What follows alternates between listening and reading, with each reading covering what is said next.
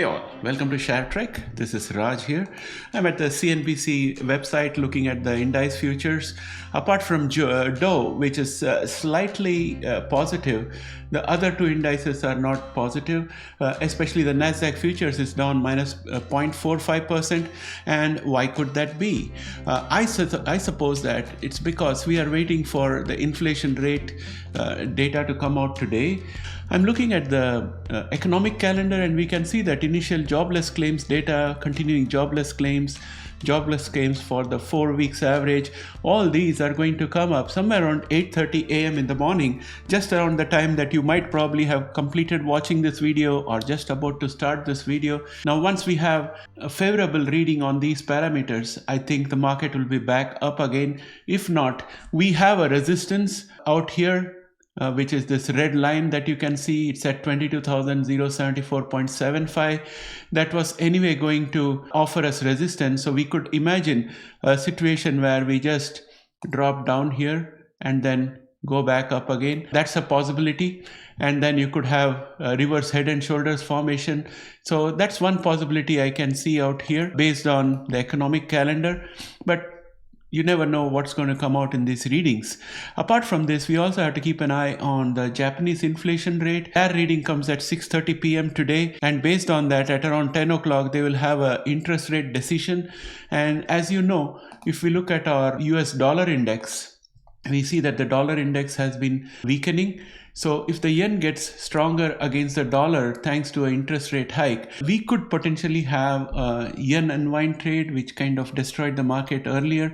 So a little bit of risk is there here and there, at least from a retail investor perspective. That's what I'm thinking based on what we have seen in the past. So today is going to be a critical day. And also we have some information out here that Trump might be speaking at Davos. And if there is any hint of global tariffs and stuff like that, that could also have a potential to change the dollar index, to change the yields and the market reaction.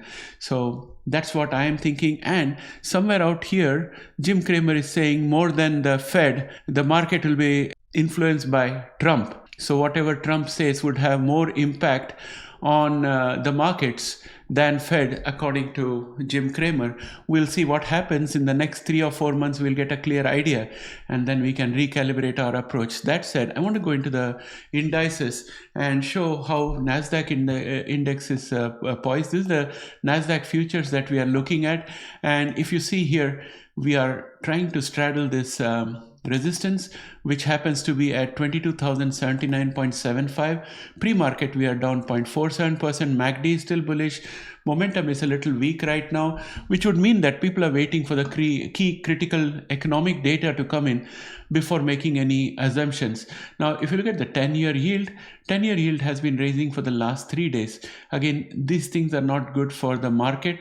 So one would hope that the MACD, which is bearish, continues to stay bearish, but it's on the mend. Momentum is above average. All of this can change once we have a reading on the economic data. So it's very difficult this morning to predict what's going to happen when the market opens. Having said that, let's go into the indicators and have a look at Dow Jones. Dow Jones is just at the resistance out here, guys. As you can see, the technical analysis shows that this is the resistance and we are stuck out here. It's up 0.30% this morning, but it has to break through this resistance. MACD is bullish. Momentum is also pretty good. Now, if you look at S&P 500, it stopped exactly at the resistance we had of 6092.01. MACD is bullish. Momentum is also pretty good. So we'll have to see if this morning we are able to break through that resistance and convert that into support. If we manage to do that, I think the market is going to be good. Again, the key is the economic data that's going to come in. If you look at Russell Index has created a bearish Harami pattern out here. So we'll have to watch what happens when the market opens in the morning. This is definitely a bearish pattern out here, but after 3 consecutive days of raise, I think a trend reversal could be expected, but we are still above the 200-day exponential moving average. So I'm thinking that we still have not broken the bullish trend. We have higher highs and higher lows so far. MACD is bullish. Momentum is also above average. I'm hoping the economic data can reset the spirits to the positive. Nasdaq futures are also positive, and you can see MACD is bullish. Momentum is also above average. We have broken up on the bull flag, and we are creating new higher highs and higher lows. That's also a good one. And put call ratio is also bullish. It's a 0.766, so I'm happy with that. Now, having said that, let's look at the VIX, which is up 1.32%, but still it's below the resistance out here of 15.88, which I'm going to mark red. So we are still okay, but a little bit more volatile than yesterday. Having said that, let us go and have a look at the market breadth. The market breadth is dropping a little bit when it comes to stocks above that 200-day moving average in the S&P 500, but still it's at an elevated level of 59.44. Then the stocks which are above their 50-day average in the S&P 500 has dropped a little bit, but it's still at elevated levels. And if you look at the 20-day average, the stocks above that 20-day average in S&P 500, they have also dropped a little bit, but they are still elevated. But you can see a trend reversal out here. So if this trend continues, then we'll be in trouble, and it can continue if we have bad reading for the economic indicators that are coming up today. So everything is very much dependent on the jobless claims and the jobs data that are going to come up today, and to a good extent to the Japanese inflation data and their rate adjustment, because if the rate adjustment does not somehow disturb the dollar-yen equation, then I think we should be fine. But if it does disturb, we'll have problems. Having said that, now let's take a look at our Genomics watch list. At the very top is Verve, which has been doing phenomenally. It's crossed the 200-day exponential moving average, so I can officially say that with the higher highs and higher lows and crossing the 200-day exponential moving average, Verve is on a bullish channel. There is plenty of room on the RSI further. MACD has also become bullish. Pre-market it's up 2.18%, but friends, there is a word of caution. We are looking at a trifecta of economic data, Trump's speech in Davos, and Japanese yen, because there's going to be a rate decision in Japan, and it's expected that the interest rate might go up. And when that happens, the Japanese yen will become strong, so yen unwind trade could happen.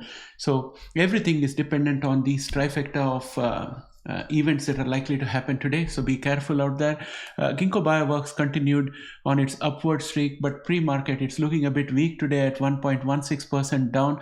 However, the MACD and the momentum seem to indicate that the story of upward movement is still intact to challenge 16.52, which happens to be our target for this double bottom out here. And in order to meet that target, we are also going to have to cross this resistance, which happens to be at around 15.25. So let's watch out for that. And next we have Caribou Biosciences, which is up 0.66% in pre-market trades. It's been consolidating just above this line of support out here, which happens to be at 1.52. And the MACD is trying to mend itself, but momentum is very weak, looking weak on the charts. CRISPR Therapeutics is still struggling to break out of this resistance at 44.58. Pre-market it's at 43.98, and the MACD is bullish. Momentum is also pretty good. So if the economic news is not too bad, I would expect CRISPR Therapeutics to cross this hurdle and make it into a support. Grail is doing extremely well. It has bounced significantly. It gained 22.47% yesterday. This is all happening thanks to their upbeat guidance for earnings ahead, and it's a sentiment move. But overall, I think Grail is a pretty good company, and it's on the upswing. Right now, pre-market, it's down minus 0.62%, but that's neither here nor there. If I look at the MACD and the momentum, that tells a very good story. And we also have our earnings coming up on 26th of February. It's a long way away. Look at Prime. Prime is moving towards the upper end of the bear channel that we have. I would color this red to signify that it's a resistance. And if I would also like to draw this further, the chart has shown that we have new higher lows, and we are to create new higher highs. And if we do that, we'll be breaking out of this bear channel, and that would be something positive for this stock. MACD is looking good, and momentum is also on the rise. Plenty of room on the RSI. I'm hoping that Prime manages to break out of this bear channel. Beam Therapeutics is down 0.34% in pre-market action, but it's gone above the 200-day exponential moving average, which is a big positive for me. And I'm looking at the MACD, which is trying to mend itself but has not yet become bullish, but momentum is very good. So overall, if we don't have any economic shocks, I think this is going to be a positive move for Beam. Altimmune is down 0.43%, still consolidating at this level. MACD is trying to mend itself. Momentum is still not as high as it should be. A little more improvement is needed. Bluebird Bio is up 2.04% in pre-market trades. The support at 7.66 is holding very well. MACD momentum not looking that great at this point of time. Allogene has got no trades in pre-market action, and it's up 4.35% as of yesterday. And our support out here at 1.79 held out very well, and we have had a bounce. We are in the process of creating a double bottom. Time will only tell whether that's going to happen or not. And MACD is continuing to mend itself. Momentum is also improving itself. A little more way to go. mRNA is up 1.01%. Possibly it could be in response to the increase in respiratory illness in China. If that happens to be a breakout, then I think mRNA will start picking up again, just like what it did during the COVID. But I think I'll hold off on mRNA at this point of time. It has done a gap fill, almost completed the gap fill. Let the gap fill be over, and then we'll see what happens to this stock. ARKG is down 1.03%, but it indicates that overall the genomics sector is starting to look up. The genomics sector has become bullish because it's gone above the 200-day exponential moving average. MACD is looking good. Momentum is also looking good. Everything is looking good for the genomics right now, except for the economic data that we are going to expect at 8:30 a.m. today. PACB is down 1.10%. It is still managing to get support from 1.75 right now. And right now it's quoting at 1.79. Hopefully this support holds for it. Intelia is up back into the bear channel, and pre-market it's down 0.64%, but MACD is looking good. Momentum needs a little bit more improvement. It's still weak out there. Illumina is continuing to consolidate. It's up 0.04% today, and its next objective is to break the resistance at 141.43. MACD, momentum, both are looking good. IMTX has got no trades pre-market. It is still struggling and staying above 5.34, which is its absolute support at this point of time. Eritas is down 0.74%. It tried very well to recover yesterday. We'll see what happens later on today. Momentum still needs to improve. MACD is good. Iowa is down 0.33%. Unicure is down 4.51% in pre-market trades, and SANA is down 2.29% in pre-market trades. So friends, that brings me to an end of today's video on genomic stocks. I think that among these genomic stocks, I would hold a lot of hope on Grail, CRISPR Therapeutics, Illumina, and I would say Altimmune. These are the companies that I am focused on. They would probably do very well, and let us see what happens with the economic data. If the economic data comes out good, we'll continue the bull run that we are seeing. Probably we are in the last leg of the bull market, and the shoes can drop anytime, but let's enjoy the ride while we can, because there seems to be a little bit of improvement for genomics. All of us genomics investors have been having a rough time. Hopefully there is light at the end of the tunnel. With that, my friends, I'd like to bring this video to an end. Thanks and have a great day. Bye for now.